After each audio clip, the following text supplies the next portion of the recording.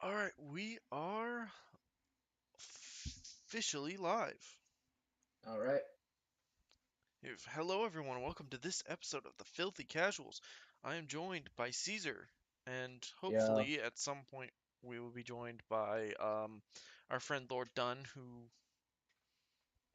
is a busy man, and he's already streamed today on his own channel. Also, I know he's probably um, not super eager to jump into another one. Anyway, but yes, we're here. I hope everyone had a happy Thanksgiving. I know I did. I ate myself into a food coma. It was delicious. Also, my family made the largest apple pie I think I've ever seen, at least. Uh, do you guys do turkey for Thanksgiving? Yes. Yeah, my family does too, but I kind of hate turkey. Have you had dark meat turkey? I've had dark meat, but it's always, even the dark meat is very dry. Your family is cooking your turkey too long, probably. Probably. That being said, back, now that we're back, heck, we will be putting ourselves through LIlly Pete's LIlly Pete's 100 writing tips. Again, Part we two. did 50 of them last week at the end of our stream, and then we're doing 50 of them now.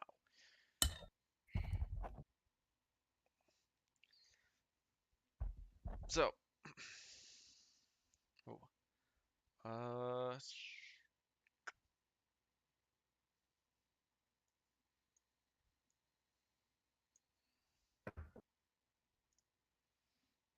right. So unless I don't think we've got anything else, right?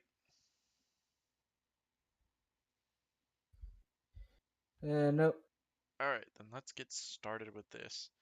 I think we should put a part two in the title Eh, since we're doing the second half of it.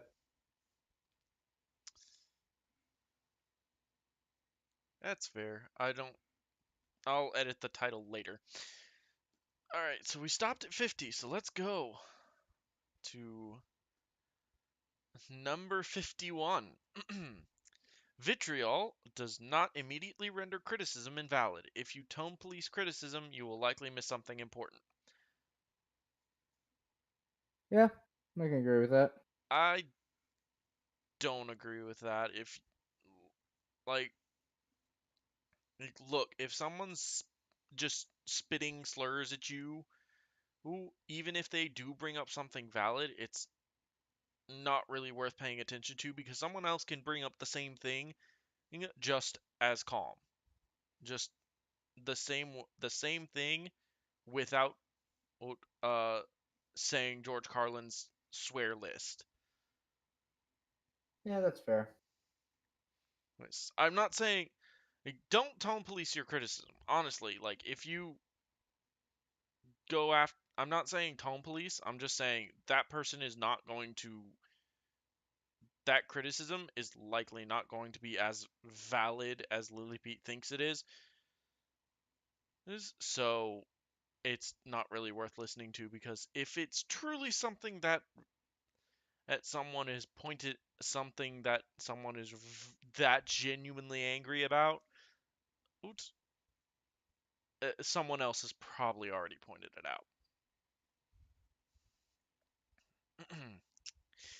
Anyway, number 52. Your fandom will fight and argue. This is how people solve conflicts. It's typically better to let people fight it out than to be complacent and beg people to just stop fighting. I don't think that fighting and arguing solves conflicts. I That is the conflict itself. Yeah, I agree.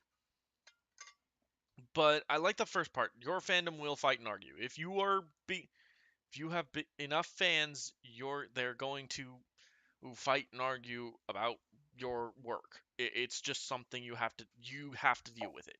Get You Yep. either get over it or you don't create anymore. That seem there there's those are your solutions.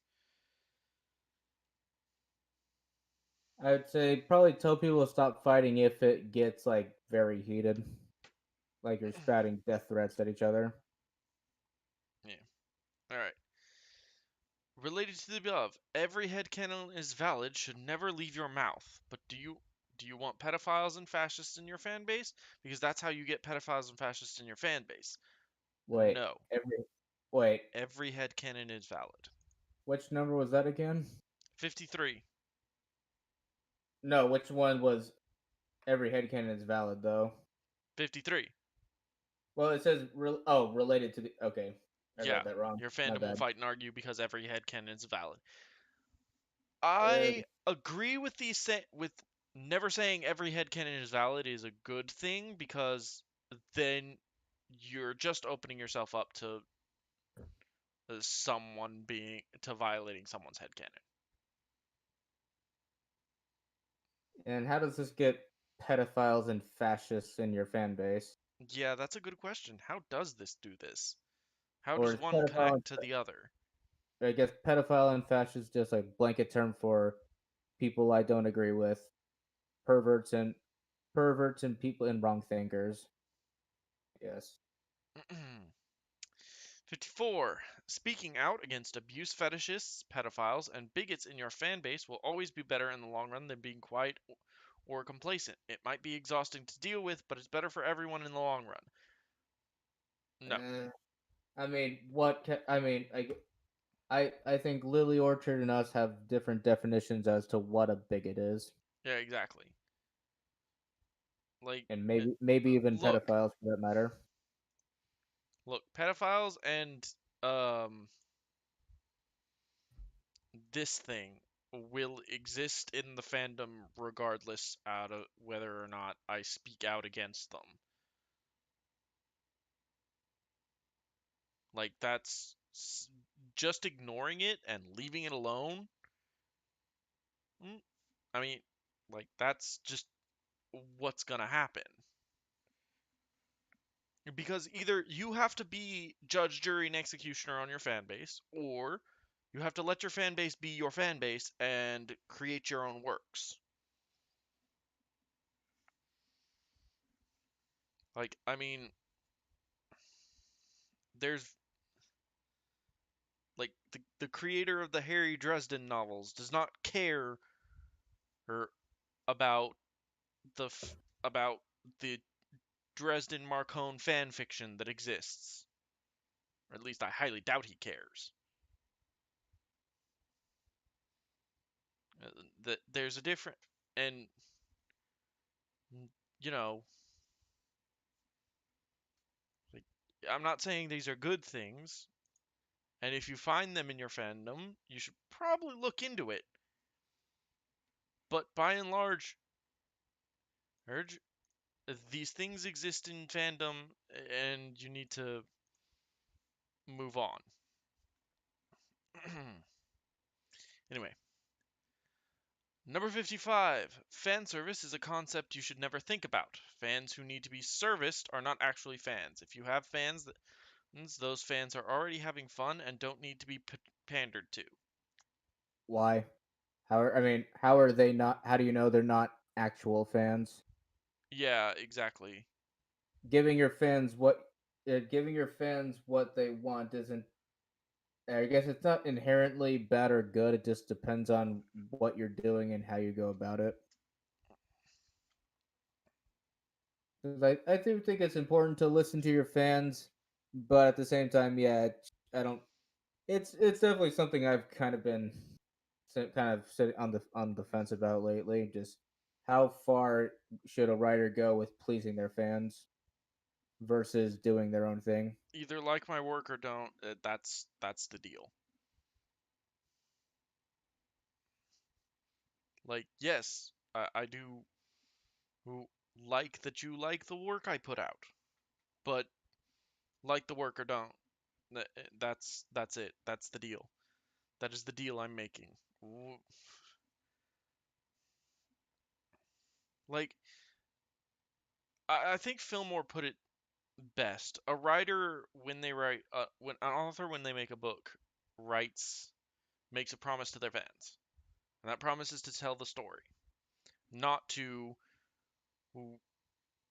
pander to the fan, not to pander or not, and not to break the story, and not to break the story. So there's a reason. So fan service isn't necessarily a bad thing, but I mean, fans who need to be serviced not actually being fans, I think that's up in the air. The tendency for shipping to dominate discourse is the biggest sign that characters and their relationships are more satisfying than anything else. People didn't petition for a fourth season of Kim Possible to see what happened with Draken or to see new villains. I don't know about that. I just I thinking about 100% Raylos. disagree with that.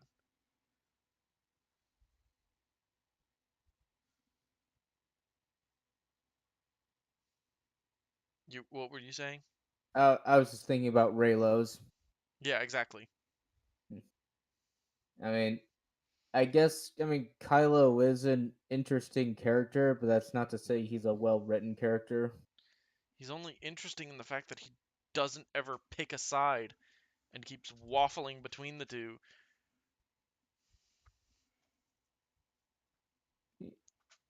He's so thoroughly inconsistent. But I would say shipping dominates discourse purely because there's the dominating um the people that are the loudest are shippers. This is yeah, Like I can't disagree with that.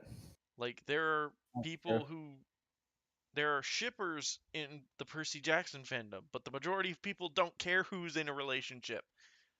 They just like the books. They don't have to scream about, oh, Percy and Jason would be perfect for each other.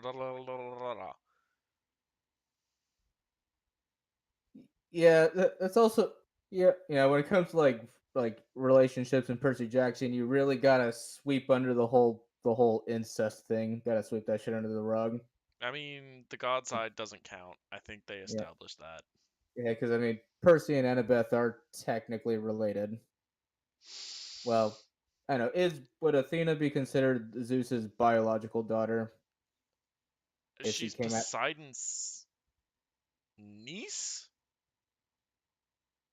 Because she's Zeus's child, so she's Poseidon's niece. Yes. But again, we're talking about metaphysical concepts, like the metaphysical, like the concept of basically we're talking about ideas. That's what the Greek gods are. They're manifestations of ideas.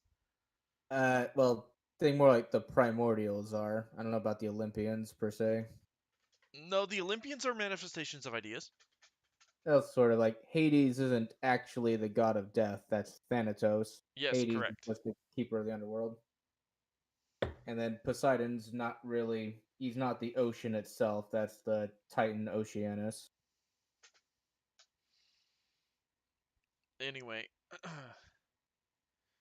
but yeah, I would say shipping dominates discourse because it's the loudest section of any given fandom. Not because oh relationships are more satisfying than anything else. That is absolutely a lie. Shippers are can be kind of crazy. Just case in point, like I think the Netflix Voltron fandom. Mm, I don't know if this is entirely true or not, but apparently a fan once got a tour of the studio that was making the show, and this person just took a bunch of pictures on their phone and threatened to blackmail the studio if I'll just assume it's a she, threatened to blackmail them if her Keith Lance ship wasn't made canon. ah. Hmm. I don't know if that's entirely true or not, because as far as I can tell, It that wouldn't ship shock never me. came through. That ship never came through, and I don't think anything got leaked. 57. Complaints about too much negativity is shooting the messenger. If there is an overabundance of negativity, that means there are things to be negative about. People cannot be positive without things to be positive about.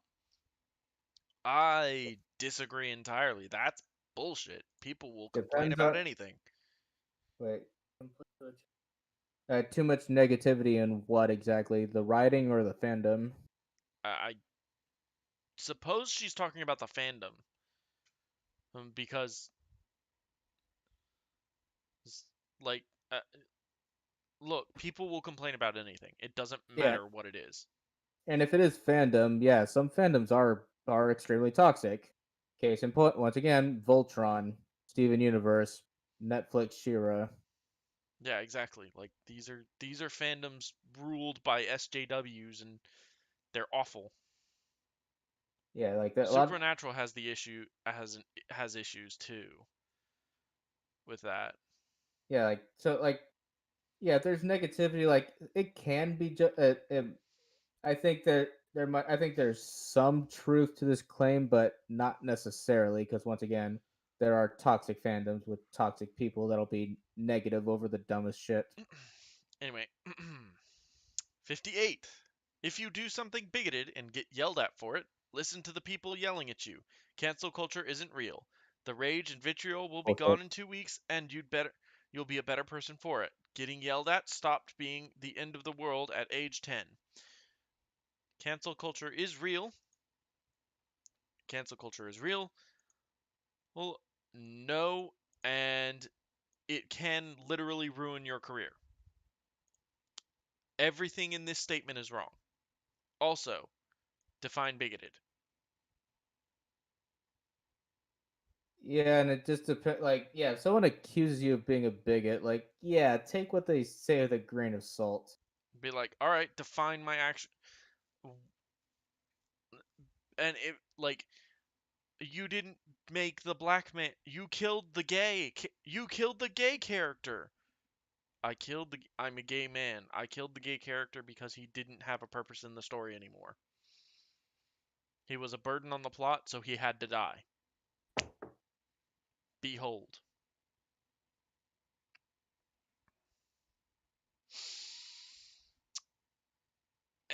59. The quickest and easiest way to make the yelling stop is to own up to the mistake and don't make excuses or explain why you did the bad thing. Fix it and never repeat it. Progressives are very forgiving if you give them results. Stubbornness is what gets people canceled. I thought cancel culture didn't exist, Lily. Yeah, I guess once again, this depends. It No, depends. no, this does not depend. If you're being yelled at by the so-called progressives, ignore them. They are not worth your time, and they will continue to demand you kneel to them at every step of the way. Oh yeah. There, Wait, I guess I missed that second to last sentence. yeah, there But I guess. there's Oh, sorry. Go on. no, go ahead. Okay, I guess like I can agree with the first sentence, or depending on the situation. If your critics are reasonable people, it's not just exclusively progressives that you're referring to. Yeah, no. These Yeah, progressives are not forgiving. these are not people who are forgiving. They are or they are or charitably I would call them control freaks. Uncharitably, I would call them dickheads. But they want your story to be the way they want, and they will demand and they will basically force you at every point to kneel because you are not pure enough. You are not righteous. They are. Or you are stained. You are corrupted. You are a bigot, a racist, a Nazi, a blah, blah, blah, blah, blah. And they will call you every name in the book until you either kneel to them or ignore them. Until you kneel to them.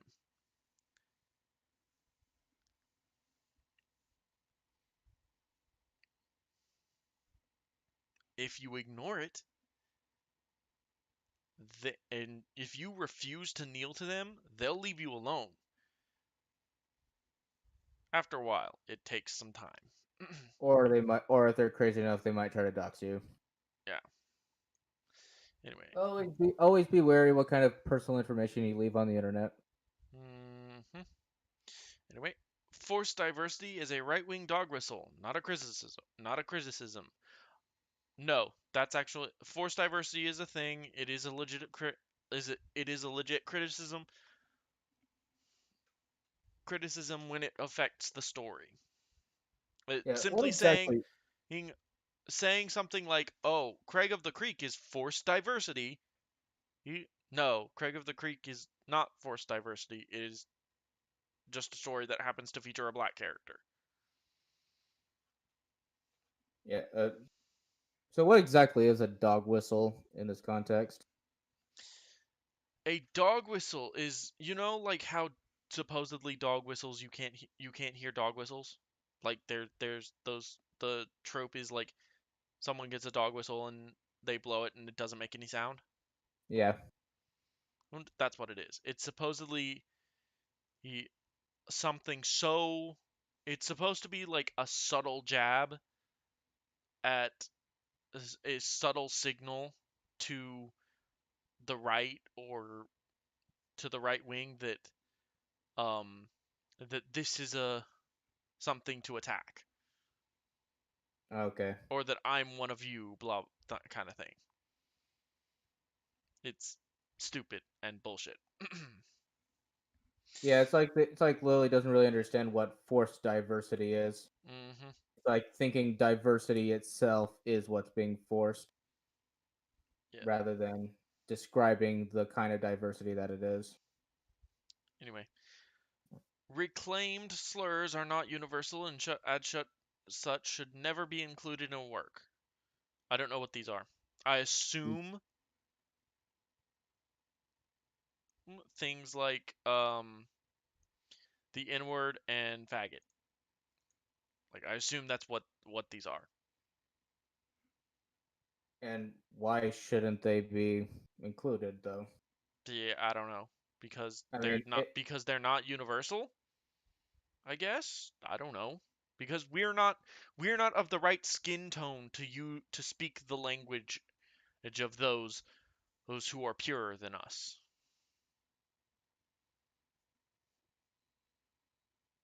Yeah. Anyway, number 62.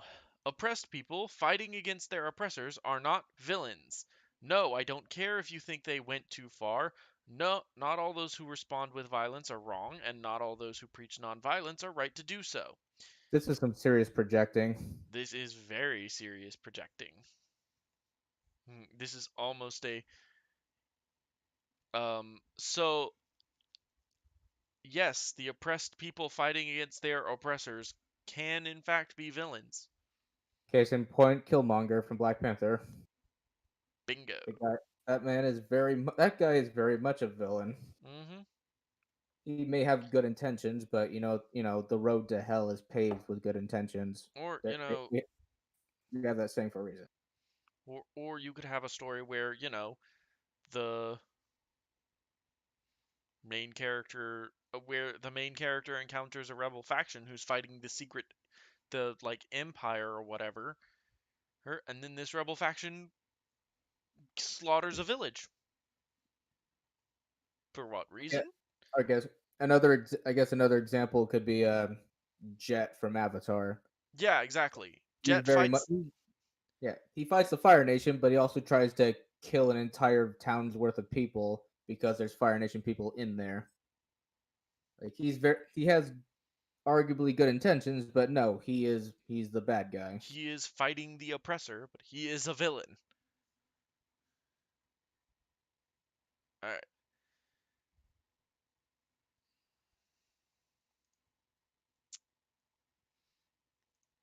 Number 63, related to the above, of a good spin on the heroes who never kill mantra is to highlight how refusing to kill a villain who later goes on to kill more innocent people makes the hero responsible for those deaths.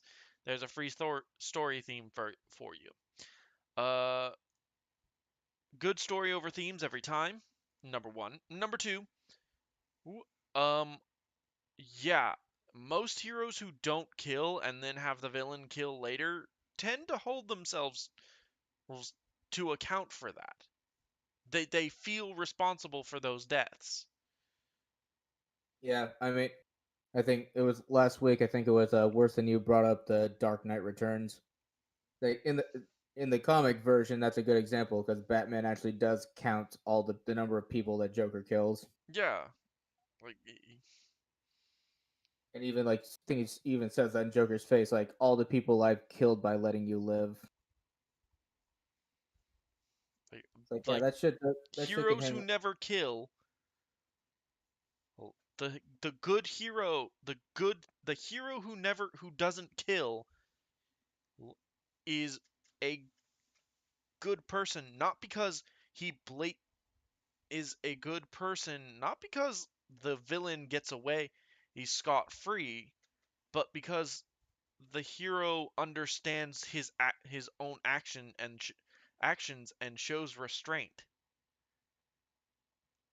Being, I don't know, self I don't know, responsible for one's own actions and understanding the consequences of one's own actions. I mean, hmm, it's like I don't know. Well, personal responsibility is just something that doesn't occur to these kind of people.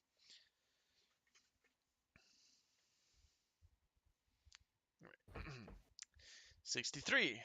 Oh, no. We're on 64. 64. If you're writing a fantasy and you have no issue having dragons in your world, but suddenly think people of color are unrealistic because something something medieval Europe, you're a huge turd and an idiot. Why? Yeah, why? Like medieval, I mean Europe, especially in medieval times, it's going to be predominantly white. Also, also, also, also, I feel like this is a shot at The Witcher and what was that other game? Not Oh, it's I think I know what you're talking about, the one made by the Czech programmers. yeah. Uh, Kingdom Come Deliverance. Yes, yes, that one. I feel Uh, like these are shots at those games. I feel like this entire thing is a shot at those games. But here's the thing: the whole Witcher franchise is based off Polish mythology. I don't know if you know about the Polish, but they're predominantly white. And as for Kingdom Come Deliverance, well, I haven't played that. I need to play that. I've heard it's good. yeah, and just using a non-European example, there's Inuyasha. Like there's every as far as I know, everybody in there is ethnically Japanese. I think maybe there might be a couple characters that are Chinese in one of the movies. I'm not entirely sure. But yeah, I mean, would you say it's racist that there's no white or black people in there, despite historically there have been like a couple of white Japan and was black. very closed off to outsiders. Yeah, but historically there have been some samurai that were white and like one black guy. Anyway. But once again, it doesn't matter if you use actual historical context. By this by Lily's logic, you're bigoted for not Yeah, including these people. if you have dragons. Yes, having mythical creatures automatically means that that the mixing of races would be a-okay in the world. You It's know. it all depends on it all depends on the fantasy world you're creating. hmm Anyway, number 65. Sexual tension and chemistry are not the only indicators of a potential relationship. And in a relationship is the quickest thing to fade.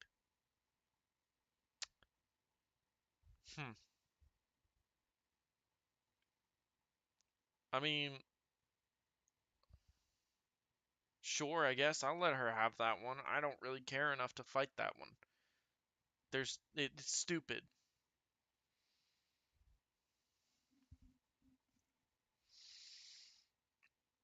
All right. Let's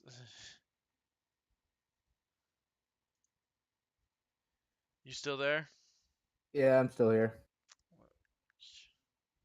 All right. Number 66. The best potential romantic partner for a character is her best friend. They're best friends for a reason. Uh,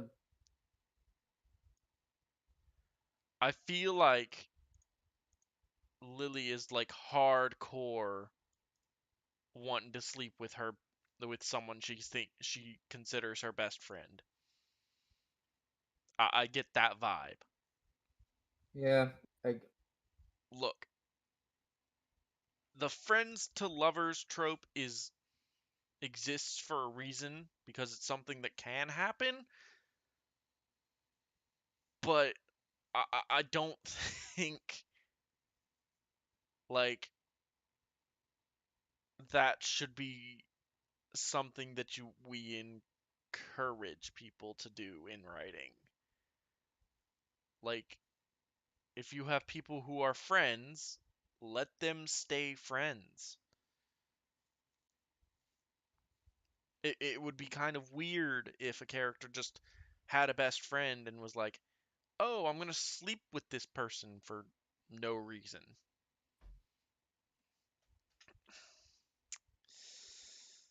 All right, number 67.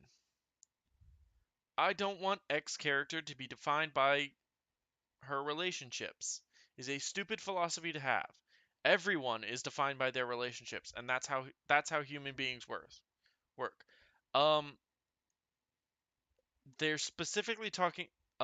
This is always specifically talking about romantic relationships. Oops, the relationships that the character is defined by outside of the romance matter too.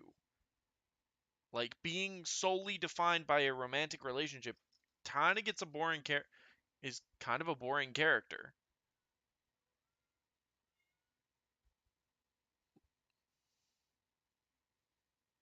Caesar, yeah, I'm still here. I'm just listening. I got nothing to add to that. like Kim Possible isn't a good character because she's dating Ron Stoppable. She's a good character because of who she is as a character, not because of her. She's not defined by that one singular piece of her character. So Lily, you just missed the point on this one. Anyway, number 68. If you don't want a character to only be remembered for a romantic subplot, don't end the story on that subplot reaching its conclusion. Give it time to sink in and become the new normal for the viewer. The memorable moment will always be the last moment. Um,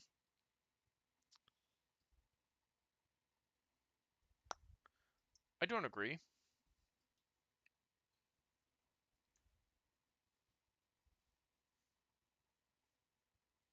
I mean, if there's still more to the character than just the romantic subplot. Yeah. If there's more to the character than the romantic subplot, it shouldn't matter. Like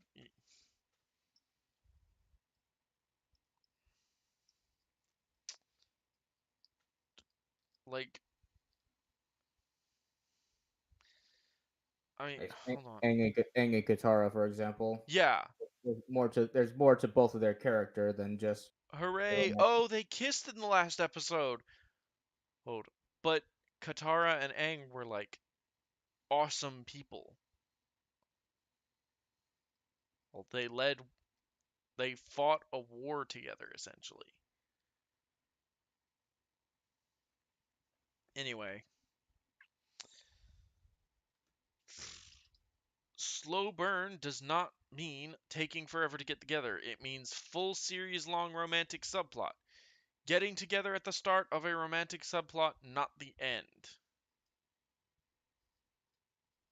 I don't understand this one. I feel like this is a shot at fan fiction writers, but I don't. Not necessarily. That no, it can be the conclusion to the romantic subplot. Them getting together is where it concludes. Yeah, It it depends on the series if it's about them ultimately getting together or it's about them developing their relationship. It it depends. depends like on what's going on in the series as a whole. Sexual awakening is not a real character arc. I disagree with that. Someone can That- be That So, can be a character arc for so, that's just like realizing you're gay or something like that. yes, Yeah, that could be a character arc.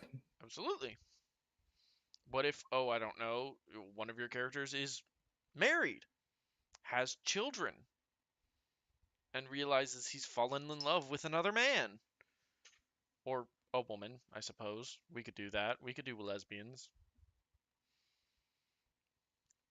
Like that would be a whole thing. Like that's a whole I could like that's a whole thing right there. That's a whole character arc right there. Or that's a season long character arc actually. I could do that for a season for a character. Oh The god, this next one. God. the only people who think boob armor makes sense are people who have never touched a boob. Boob armor was an actual thing. Please do not at me. Yeah, what Shadowversity has made at least two videos about boob armor. Yep. And the guy is married and has multiple kids, so it's suffice to say he's touched boob before. Yeah. The bow and arrow are strength weapons, not dexterity weapons. Female characters who do archery should naturally be very physically strong. Longbows have a draw weight of 80 to 150 pounds. Rangers are always stronger than warriors. Deal with it. No. Depends on how you roll the dice. Yeah. I mean, are we talking about like fantasy writing, or are we talking about playing Dungeons and Dragons? I'm guessing fantasy writing.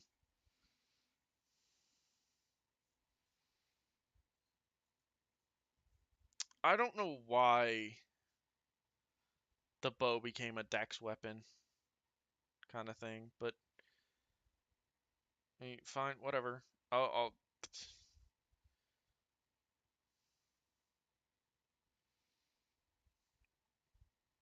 so what? Whatever. It's not a It's not a big deal.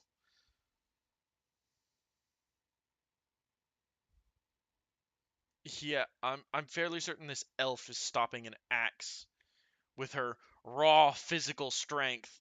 Um, this is someone. So the reason this is a deck. Oh, I remember. I know why. Because someone who's actually shot a bow has probably told them, yeah, it takes a lot of strength to pull the bow back, but that strength isn't like the same as having like look, drawing a bow requires a lot of strength. Yes. Not as much as you might think.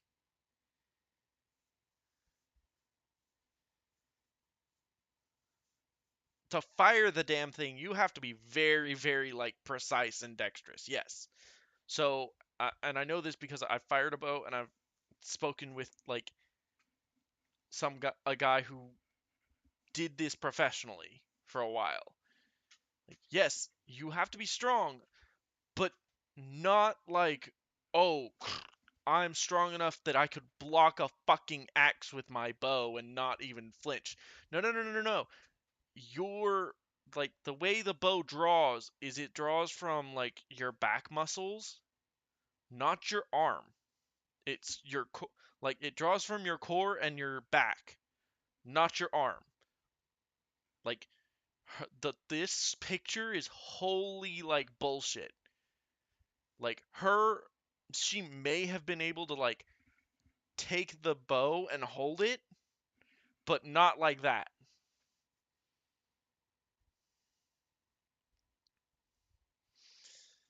All right, moving on.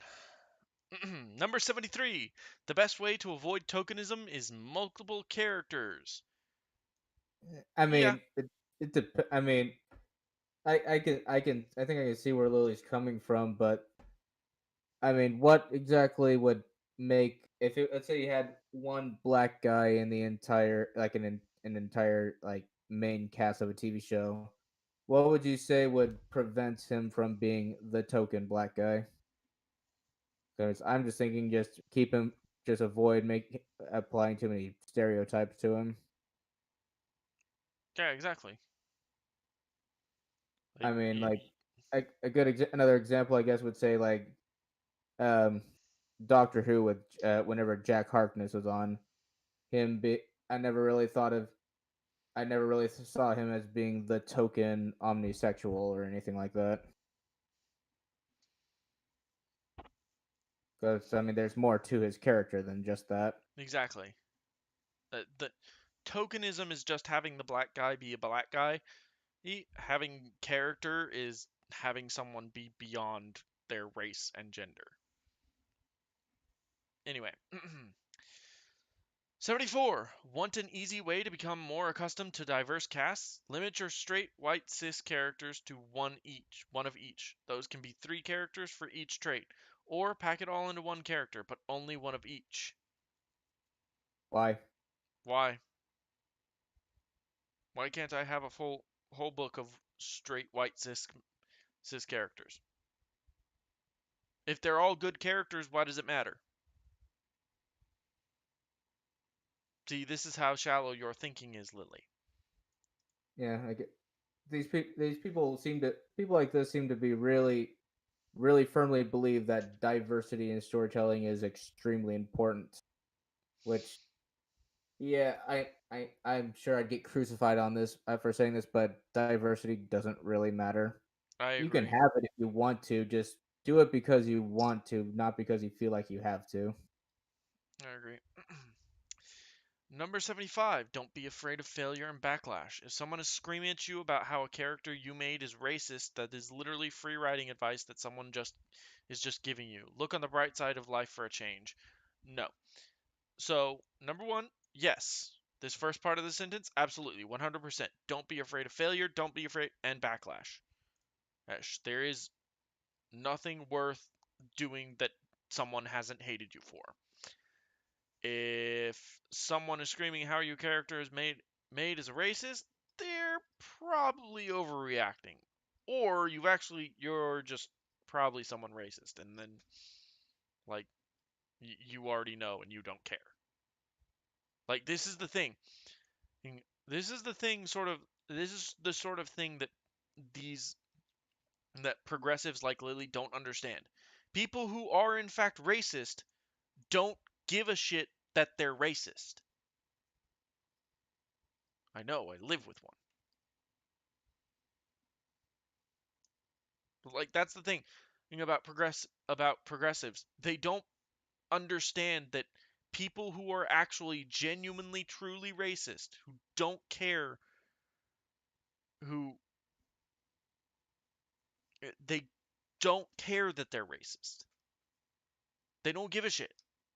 They didn't give a shit about you or what you think about their racism. They are racist. And they will make their racist works or whatever, blah blah blah. It doesn't matter. Yelling at them isn't going to change their opinions or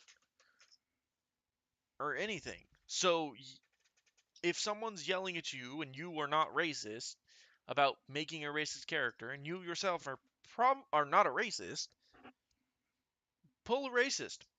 Don't give a shit about what they say. That whole thing is going to be taken out of context. Also, yes, look on the bright side of life on occasion. It will help you be feel better. Number 76. People of color and LGBT people are not allowed to are allowed to just exist. Don't feel like you have to cover bigotry just because they're in the story. In fact, people will be happier if you don't because having these characters defined by suffering itself is a tried trope.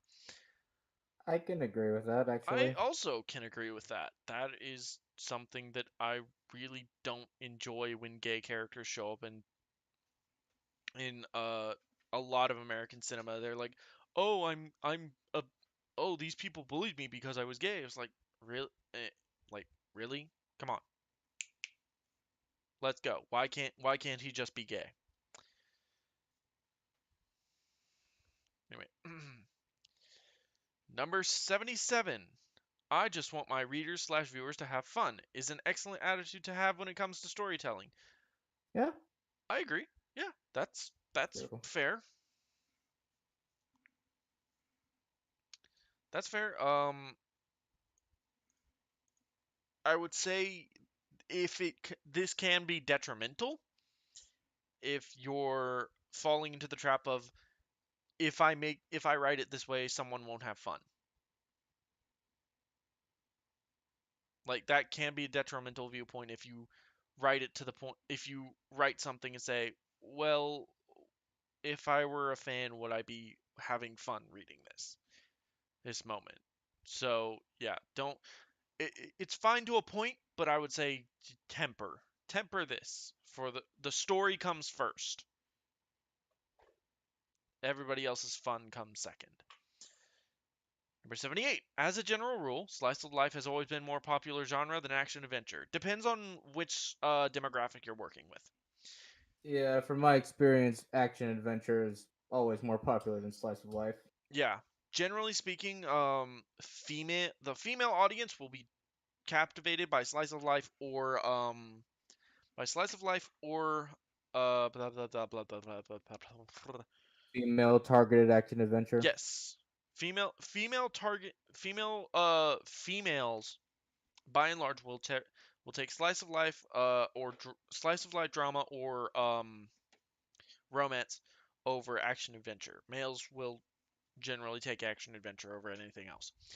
But yes, like the generally it as a general rule, I don't think that's something to go with. I think it depends on what sort of audience you're writing your writing to.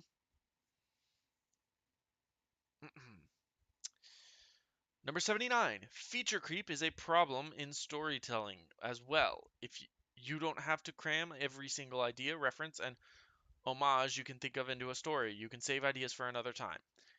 Yeah. Yes, 100%. That What is is absolute. what? All of that is true. Yeah. So what is feature creep? I don't know. I guess just cramming everything, cramming all your ideas into one book. Okay. All right. Number 80. D&D alignments are terrible metrics for character design. They're meant as a quick reference for improvisation in a tabletop RPG environment and shouldn't be taken outside that environment. I disagree. The D&D alignment system, depending on how you, it's one of those things it depends on how you view it. I mean, I don't use a D&D alignment system personally.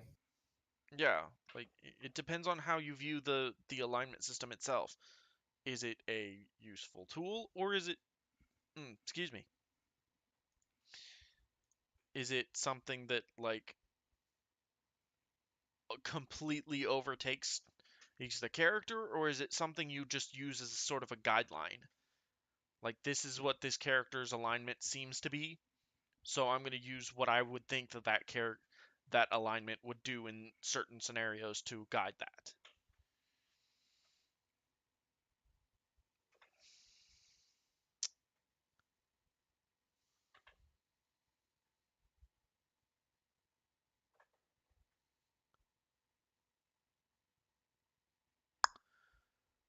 All right. Let's We're be almost there. Like, 81. When writing LGBT characters, stay as far away from Rocky Horror Picture Show as you possibly can. Some gay people hold it up as a meaningful part of our culture. It is not. It is a transmisogynistic I assume that's misogynistic nightmare made by an actual turf, not a reference guide for anything. how dare you say I that about Frankenfurter? what? I said, how dare you say that about Frankenfurter? Also, Lily, who the fuck are you to claim that Rocky Horror isn't a meaningful part of gay culture? I'm sorry, who the fuck are you? Were you made queen of the gays? Yes, I was unaware. I didn't receive the memo. And the fuck should I care about it being made by a turf?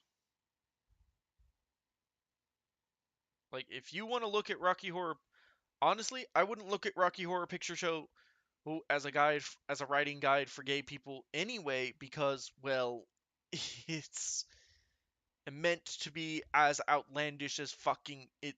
It's like the point of Rocky Horror Picture Show was to be as fucking outlandish as possible.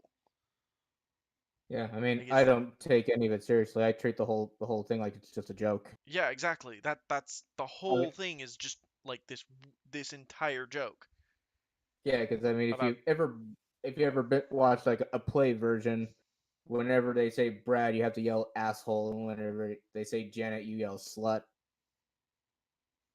yeah, exactly. Like it's the whole play is a joke. The whole thing is a joke, and anyone with like two brain cells to rub together would probably put that together. Or clearly, Lily Pete doesn't have two brain cells to rub together.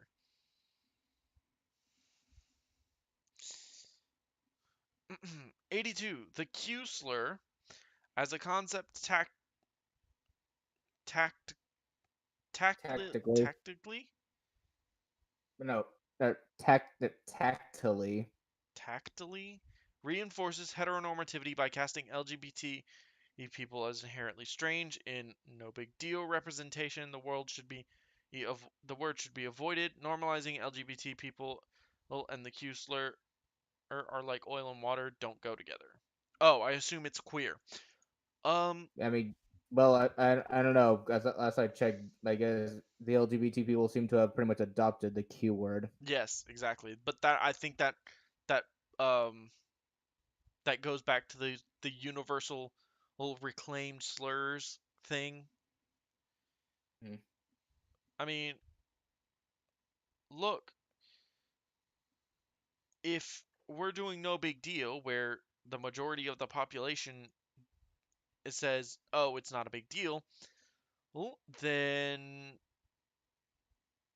I agree. But if you're in, oh, I don't know, where it is something to of note that two people are gay, then yes, the queer slur is perfectly fine. Anyway, Yeah, just I hope Lily's not trying to say that we can't use the word queer at all if we're using it in its original intended context. probably. Anyway, rape is an unforgivable crime more so than killing. Killing can potentially be justified in a story without becoming a villain. Becoming villainous, rape cannot. I'm somewhat forced to agree. Yeah, Not that I think rape is a forgivable crime. I just mean like killing is also not exactly up there with crimes that should be forgiven. yeah. I mean, But I mean, in my oh, go like on. everything in this is right. So I guess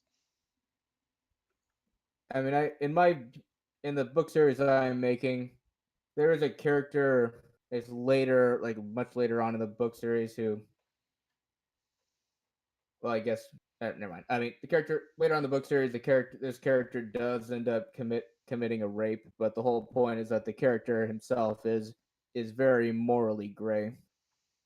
This character is viewed in history as being as being like a heroic figure, but then when we actually see what he's like, it's a lot more morally gray. hmm But then the guy himself also was raped as a child, so that just kind of it adds more just moral ambiguity to the character. Like he's not really, I mean, he's not villainous, but he's obviously not a good guy either. He yeah. does villainous things. Okay, get what I'm saying? Anyway, sex scenes are never necessary. You want to include one because you're horny? More power to you. But any attempt to justify it as important to the story will only get you laughed at. Depends on how you write it. Depends on how you're writing it, yeah. Strong characters can still cry and need support from others. Vulnerability is not a character flaw. Yeah, I can agree. I can agree, but I feel like she's like saying like why don't oh, like yeah, Why don't I can men agree with cry? that. Anyway, peak TV is a fancy way of saying addiction fueled misery porn. I don't know what this means. I don't know what this is in reference to. I don't know. I don't know. Not a clue. Sorry.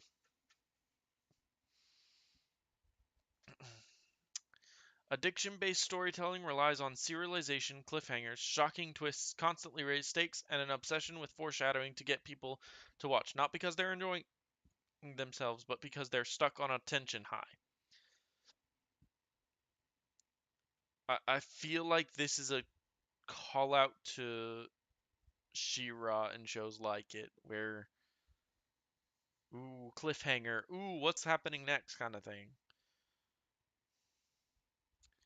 87 Part 2. By the end, the viewer is only watching for closure because they've already invested so much that they need their fix in order to feel like it was worth it. This is the same business model that soap operas use.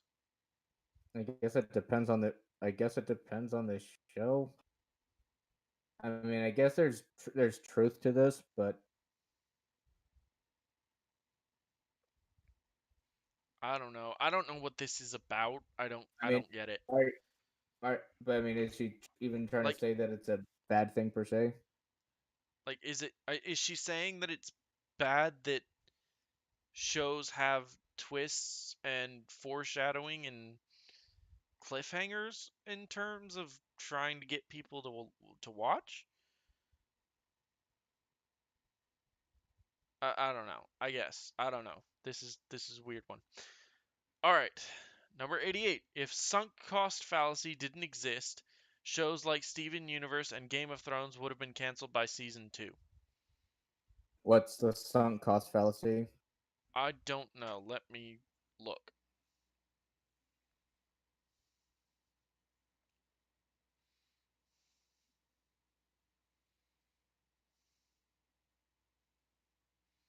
I'm getting just a bunch of economics related things. Yeah.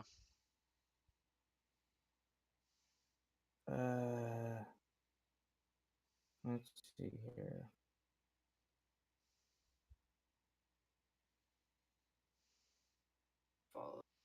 Let's see. The sunk cost fallacy describes our tendency to follow through on an endeavor if we have already invested time, effort, or money into it, whether or not the current costs outweigh the benefits.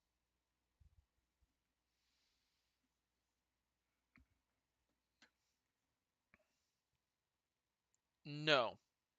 Steven Universe, yes, absolutely, 100%. Steven Universe is garbage and should be treated as such. Game of Thrones, no. I think Game of Thrones had genuinely good writing up until probably the last 2 or 3 seasons, and then it was very much something that, and it was very much Game of Thrones was very much a well written series. So it stopped being good after it stopped following the books. Basically, yes. Kind of Full Metal Alchemist syndrome. Yeah. Anyway, 89. Hardcore fans will tell you that continuity is the most important thing. They're wrong. They are right. They're Continuity is 50-50. Look, continuity is important. It makes, but if they're telling you that continuity is an important thing in the story, but it's not the most important thing.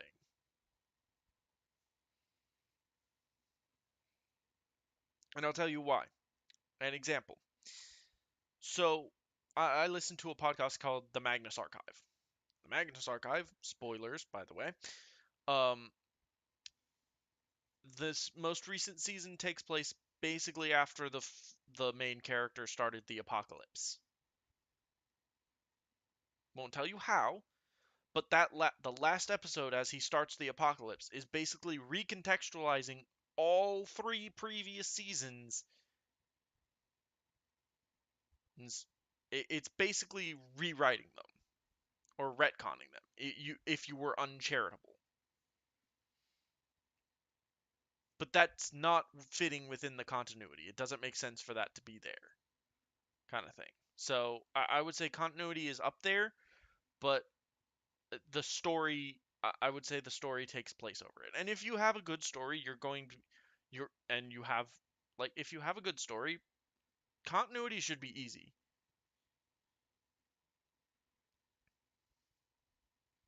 Unless you're writing a murder mystery, then take notes. Please.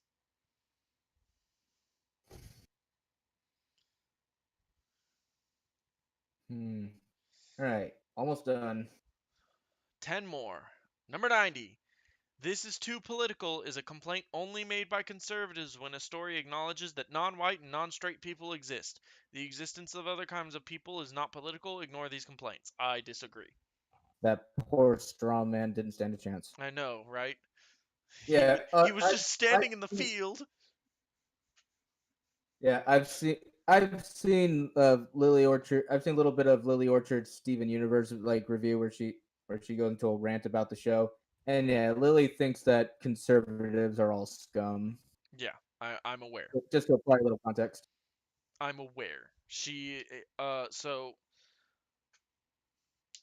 I follow a man on the YouTubes called Josh Scorcher, and he had a huge fight with Lily years ago now. But basically, it was like, oh, this is this is her viewpoint on people that don't agree with her politically. So yeah,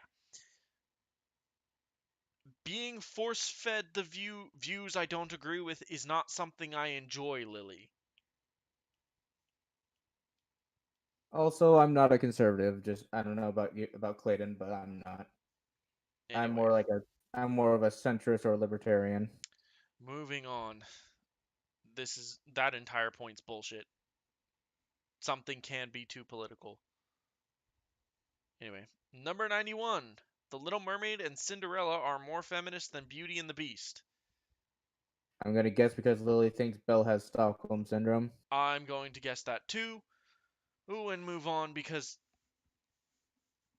um The Little Mermaid is a stalker film and Cinderella is pure wish fulfillment. Like Oh. that's it. That's all it is. So I guess that in that term they are more feminist than Beauty and the Beast because Beauty and the Beast has an actual strong and well written female character, with a personality.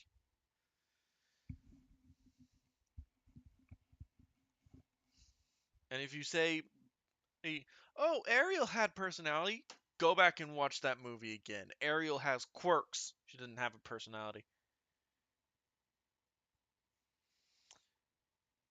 If you want to know when to change a trans character's pronouns in the narration, doing so at the moment where they realize who they are and admit to it to themselves is chef's kiss. I agree. Uh, Fuck it, sure, why not? All right. As 93, as long as it isn't harmful or bigoted, you don't have to justify story decisions made on the basis of self-indulgence. But if it is harmful or bigoted as defined by someone else, because Defined by because somebody who other people define what's harmful or bigoted, not you, the yeah, author of the story. defined by somebody who thinks that all conservatives are evil. Yeah, exactly. Number 94. Vampires slash werewolves are not inherently LGBT coded, and doing so is an example of othering. They work better as metaphors for aristocracy and predators, respectively, than as the underclass. Okay, vampires I can understand, but how are werewolves LGBT coded? Omegaverse. The what? Uh,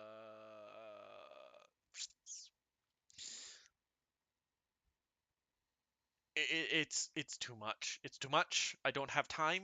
I don't have time. Bare bones basics. So basically, like the whole thing about werewolves is like they have the hierarchical pack dynamic where they have the alpha and then the omega. So fan fiction writers have decided, and naturally, of course, romance novelists have decided to take this sort of concept and turn it into a style of writing. And this style of writing is there is a big strong alpha who protects the slim and weak omega. Basically, it's what is it called? Well, for Japanese doujinshi, uke and semi, I think that's what it's called. Hold on, I'm not 100% on that one, but it's basically like a strong top and a weak bottom. That's it. That's what it is. Is that's basically the Omega verse, and they context it as they're werewolves and they have secondary genders and blah blah blah blah blah. Okay. Yeah, it's a thing. Regardless, All that right. primarily this relationship takes place between two men, so that's why it's supposedly LGBT coded.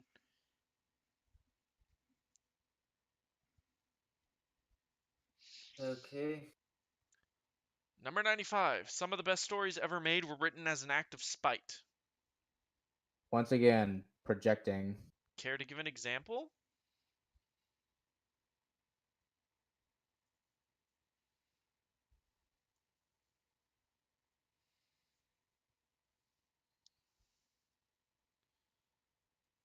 Like you give examples in the next one. Why can't you give examples in this one? Or do you not have examples? Once again, maybe it's just projecting. Anyway, any system of government with the exception of fascism can exist in a positive or negative context. I disagree. Monarchies are not always inherently evil. See Hawaii pre-annexation. And democracies are not always inherently good. See USA. Oh god. Right accordingly. No. All of these, everything in here is wrong. Okay. I guess I could give an example for number 95. I guess the first Captain America movie, I guess you can argue is made out of spite against Nazis. Sure, why not? And I guess maybe Winter Soldier is out of spite for um authoritarian governments spying on people. I guess. I don't know. I'm just kind of pulling stuff out of my ass. Yeah. All right. You could make a 97. fascistic government in a positive context. You could Yeah. absolutely do that. Or how would we go about that though? I don't know. I mean, it would be very, very utopian, but you could do it. Monarchies are not always inherently evil. See Hawaii pre-annexation. Yeah, Hawaii was only that way because it was so homogeneic. It was homogeneic. There were only one people living on that whole island on the whole island chain. And number two, it was a very very small kingdom. Like it also was like 500,000 miles from its nearest neighbor. Sweetheart. The only reason Hawaii was like, oh, it's a paradise, the monarchy is great, was because that monarchy was so far from basically everything. They couldn't be attacked, they couldn't be invaded. There was no threat to the monarchy's power, basically. And it's also a good thing that nobody or did I don't know anything about Hawaiian history, but has there ever been any more malicious people who've ever taken the throne, inherited the throne? Probably. I Because don't that know. tends to happen in monarchies. Yeah, like, do you. Anyway. Democracies are not inherently good. Sure, fine, whatever. Either way. Anyway, lesbian still on good terms with ex-boyfriend before coming out is a really cute friendship trope, and vice versa. No, don't Yeah, care. yeah. Literally From don't the care. ex boy Good for from the you. boyfriend perspective, no. Like, good for you. You came out and we're still friends. Stupid. Nah, that shit would just fuck up the guy's head. Anyway, number 98. The only real difference between an extremely close platonic relationship and a romantic relationship is what the people involved choose to call it. Best friends are not something that should ever be prefixed with the word just. But what if they are just?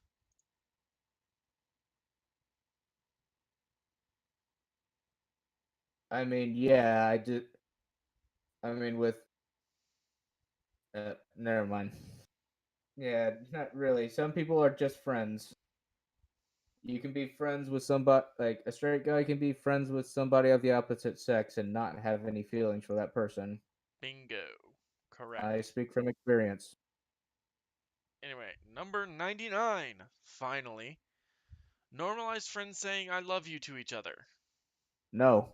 No, Maybe that works between two straight women, but between guys, that's it's a little weird. And yeah. generally speaking, if the relationship goes deep enough between two men, the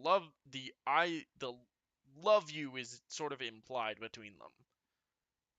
Like they're not gonna say it because that means that their friendship has been taken to a different intimacy, and that's like there's like oh like women throw around I love you. They throw it around a lot, and I know guys do it. Guys tend to do it too, but when they're like sleeping with women.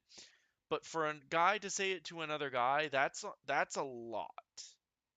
Hmm. It's it means like it means a lot. It implies a lot if you Yeah, say I love you to another man yeah. that you're Guys not aren't affectionate as women are. obviously that you're not blood related to. Yeah, obviously. I guess you Uh, could. I guess you can get away with it if they have a very close brotherly like relationship. Then you might be able to get away with it. yeah. Anyway, number 100. If you write a 100-tweet long thread of writing advice, you're a huge loser with way too much free time on your hands. Get back to work and do something productive with your time. Yay, self-deprecating humor. Hooray! Number 100. Tips and rules are two different words. Yes. Yes, but some of these tips feel like rules. All right, we did it. Hooray! That was awful.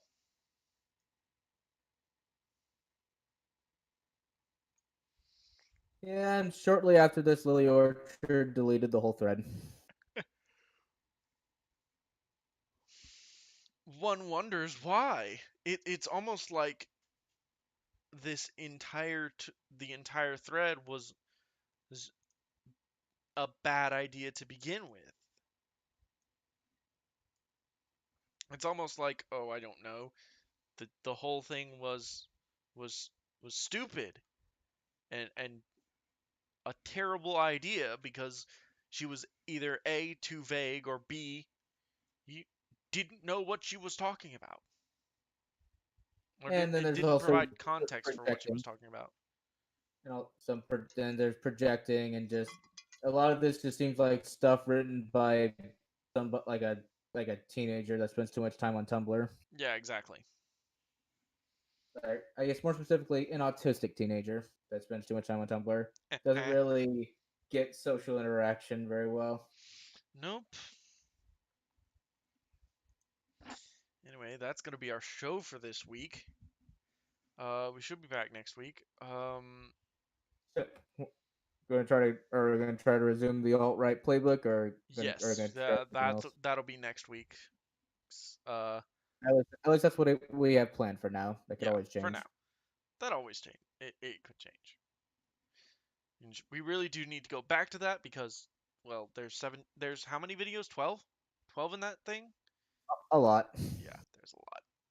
But anyway, we need to go back because that was it was just bad. I watched like a minute of the second video. I was like, of course, you know, whatever. Anyway, thank you all so much for watching. Remember to like, comment, and subscribe. We do it does help the channel grow, and we do appreciate it. I do read all the comments, so go ahead and comment. Um, if you do see ads on here on our videos, we are not monetized. We are not a part of the YouTube partnership program. YouTube has put those ads on our video without our consent, and we are not being paid for them. Please, please use AdBlock on our channel. In fact, actually, just use AdBlock on YouTube all the time. Because from now on, you have no idea whether the YouTuber the YouTube video you're watching has ads on that channel with that content creator's consent or not. So yeah, keep that in mind from now on. We will be back next week with another edition of the anti alt right playbook, and I will be going live on Monday playing probably a Monster Hunter. I've been in a Monster Hunter mood recently, so I will be playing Monster Hunter World. Just what's up, John Rice? You're late. You're the last man. You're late. This is the outro. You got a whole minute or a whole hour and 15 minutes to watch. Yeah, it's all writing tips, man. Plus, you probably have to go back and watch the last week's video too, since we did the first half of the thread.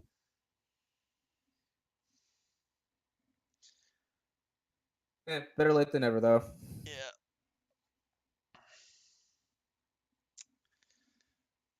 But anyway, yeah, I will be live on Twitch, Academic Ale House on Twitch. Come check me out.